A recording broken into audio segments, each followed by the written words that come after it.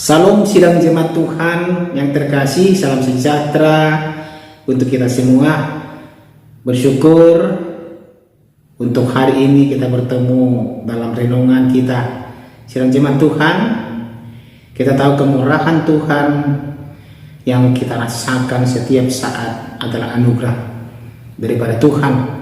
Kita patut bersyukur di setiap kehidupan kita, di setiap napas hidup yang Tuhan berikan kepada kita, dan juga di setiap berkat dan anugerah yang Tuhan berikan dan sediakan untuk kita. Oleh karena itu, sidang jemaat Tuhan, muliakan Tuhan di setiap kehidupan kita.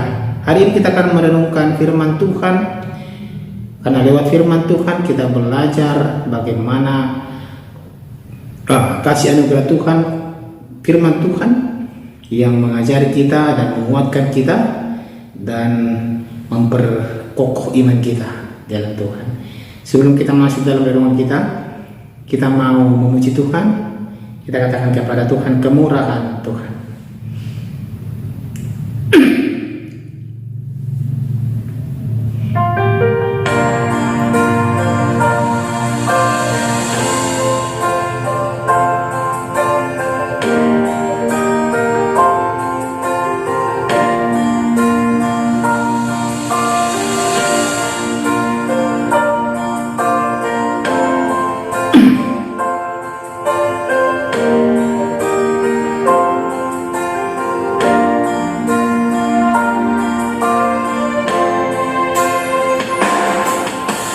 Oleh karena kemurahan Tuhan ku ada sampai hari ini. Oleh karena kebaikan Tuhan, janji-Mu terjadi bagiku.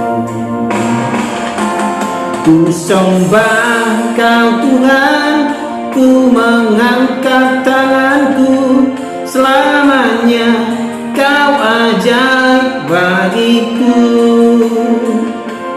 Ku sembah Kau Tuhan, ku mengangkat tanganku, selamanya Kau hebat bagiku.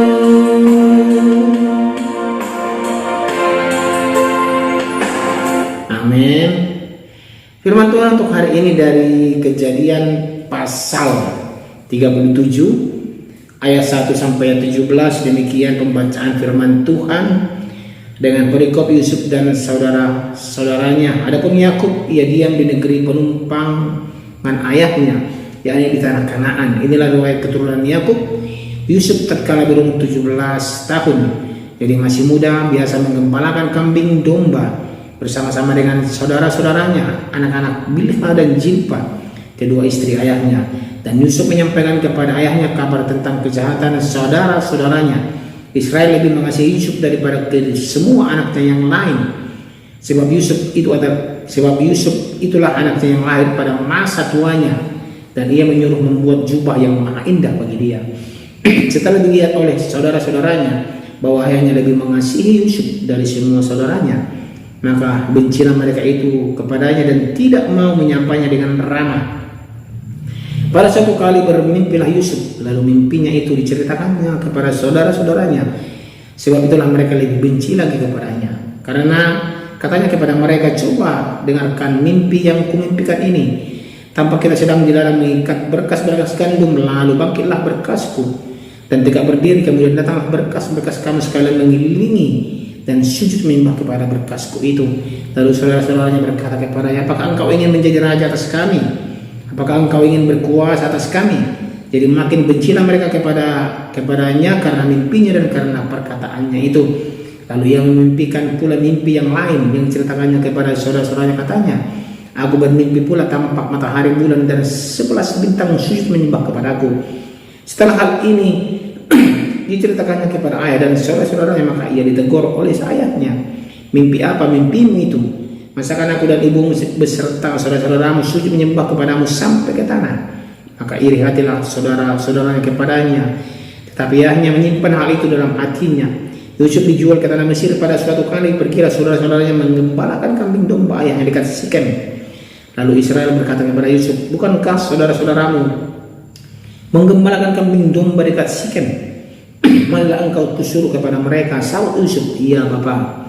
Kata Israel kepadanya, pergilah engkau melihat apakah baik keadaan saudara-saudaramu dan keadaan kambing domba, dan bawalah kabar tentang itu kepadaku.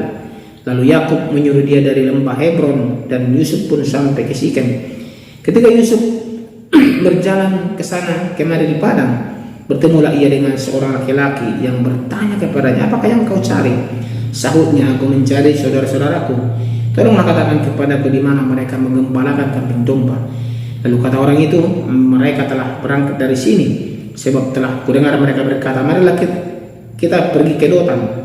Maka Yusuf menyusul saudara-saudaranya itu, dan didapatinya lah mereka di Dotan. Amin. Demikian pembacaan firman Tuhan. Tema kita pada hari ini adalah dipersiapkan di tengah konflik. Sedang jemaat Tuhan terkasih, kita tidak bisa memungkiri konflik dalam keluarga pasti terjadi, pasti ada. Sedang jemaat Tuhan, saya katakan, antara anak dan orang tuanya, antara saudara dengan saudaranya, gitu kan. Mereka dalam satu keluarga itu pasti ada masalah atau konflik yang terjadi di antara mereka, dan juga bisa jadi ada konflik juga di dalam pekerjaan kita, ya. Bahkan ada konflik juga, tidak menutup kemungkinan ada konflik juga di dalam komunitas atau gereja kita, ya. Inilah situasi yang bisa membuat suasana tidak baik. Inilah yang terjadi antara Yusuf dengan saudara-saudaranya, ya. Karena di antara anak-anak daripada Yakub, Yusuf yang paling dikasihi dari semua saudara-saudaranya, karena Yusuf lahir di masa tuanya, begitu. Alkitab ini memperkenalkan kita, renungan kita ini memperkenalkan hari ini, kita memperkenalkan kita pada kisah Yusuf, seorang remaja yang umurnya 17 tahun, yang hidupnya penuh warna sebenarnya, namun juga penuh konflik di dalamnya. Kita melihat beberapa kejadian yang terjadi yang kita sudah baca tadi, bahwa ada peristiwa-peristiwa yang terjadi di mana Yusuf tidak paham sebenarnya apa maksud daripada mimpinya, dan juga orang tuanya pun yang pun tidak paham, saudara-saudaranya pun tidak paham apa arti sebenarnya dalam mimpinya itu. Namun di balik itu kejadian semuanya, Tuhan Allah punya rencana yang jauh mereka belum tahu sebenarnya untuk bangsa Israel nanti, untuk keluarga daripada Yakub. Sedang jemaat Tuhan, hari ini kita belajar bagaimana dalam renungan kita hari ini, bagaimana kasih sayang yang menyebabkan iri. Ini sebenarnya bisa kita dibilang ada salahnya, bisa kita dibilang ada salahnya. Kenapa saya katakan? Terkadang dalam satu keluarga, orang tua pada suatu anak lebih mengasihi anak yang satu gitu daripada yang lain. Jadi terjadi kecemburuan atau iri hati di antara anak-anaknya ini. Yakub lebih mengasihi Yusuf dan memberinya jubah indah, hadiah-hadiah yang indah untuk Yusuf. Hal ini memicu kebencian saudara-saudaranya, ya. Dalam keluarga seringkali ini menjadi akar masalah kalau orang tua pilih kasih, ya, lebih mengasihi yang satu daripada yang lain. Ini adalah akar masalah dalam satu keluarga. Tetapi ini mungkin suatu kejadian yang bisa memberikan pelajaran yang berharga untuk keluarga itu sebenarnya, tapi kita tidak tahu apa sebenarnya yang terjadi dalam kejadian itu.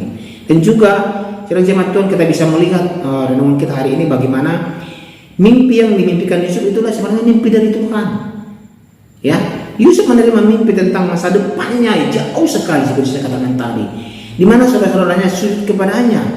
Mimpi ini adalah visi Tuhan kepada keluarga Yakub. Namun Yusuf menceritakannya dengan kepolosan yang justru membuat saudaranya semakin iri kepadanya, ya. Yakub pun tidak paham dengan mimpinya. Masa saya menyembah kamu, katanya. Seperti itu. Dan juga renungan kita hari ini, kita juga belajar bagaimana ketaatan di tengah badai. Yusuf taat perintah ayahnya untuk mencari saudara-saudaranya di Sikem, meskipun berisiko sebenarnya, karena saudara-saudaranya itu, saudara-saudara Yusuf sudah benci sekali sama dia. Namun Yusuf disuruh ayahnya untuk menjumpai saudara-saudaranya, melihat saudaranya apakah keadaan mereka baik. Dan ini sebenarnya ketaatan di tengah bahaya. Sebenarnya Yusuf itu sangat bahaya kalau bertemu dengan saudaranya, karena saudara-saudaranya sudah iri kepada dia dalam jemaat Tuhan. Dan juga apa yang dapat kita pelajari, apa yang dapat kita renungkan dalam jemaat Tuhan. Proses Tuhan tidak selalu nyaman dalam kehidupan kita sebagai jemaat Tuhan. Seringkali sebelum Tuhan meninggikan seseorang, Ia mengizinkan orang tersebut melalui lembah konflik, masalah, bahkan di titik terendah kita pun, dan juga kesalahpahaman dan iri hati. Itu semua dari proses daripada Tuhan yang akan kita terima, yang akan kita rasakan. Ini proses untuk mencapai sesuatu hasil yang lebih baik ke depannya. Dan juga tetaplah tulus dan taat walaupun apa yang terjadi. Yusuf tidak berdosa ketika saudaranya membencinya. Ia hanya menceritakan apa yang ia lihat.